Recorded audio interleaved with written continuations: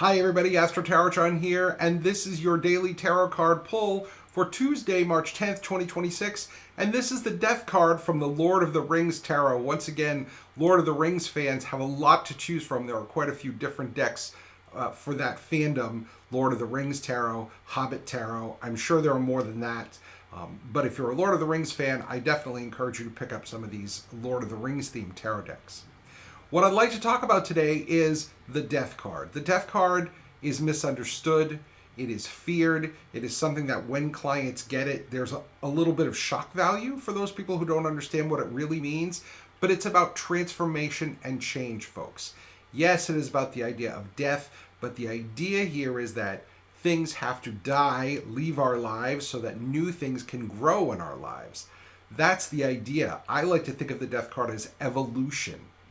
And so what are we talking about today with Death card? Well, the first thing about the Death card is that the Death card is about cutting out excess and waste. So if you are not using something, if you're spending money on something you don't need, if you're spending time doing things that are not fulfilling or that are completely inefficient, it's time to cut them out. The Death card is about going back to basics. So when death comes up, we cut out the excess and we go back to basics. The second piece of the puzzle here is that change happens in the void. Now, this is something that I got from the Five Rings, but the idea of the void is that we cannot always see transformation occurring. This is especially true with spiritual transformation. If you're making spiritual changes in your life, it is very difficult to see them.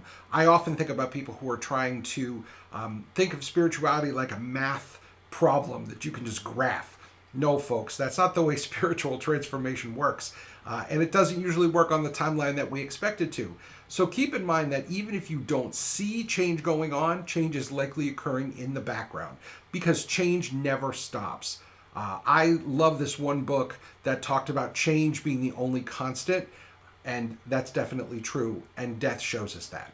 Finally, when it comes to changes, that's not a word that people like very much, which is oftentimes why I use evolution. But there is a power in accepting changes. Acceptance is a very, very powerful tool for you to use when you don't have a choice. There are things that are going to happen in life to all of us, and we all wish we could say, you know what, I'd rather not deal with that. But when they come up and they're unavoidable, then acceptance is a wonderful, powerful tool that you can use to help move yourself forward. In any case, my name is AstroTarotJohn, and I look forward to seeing you across my table soon, whether virtually or in person.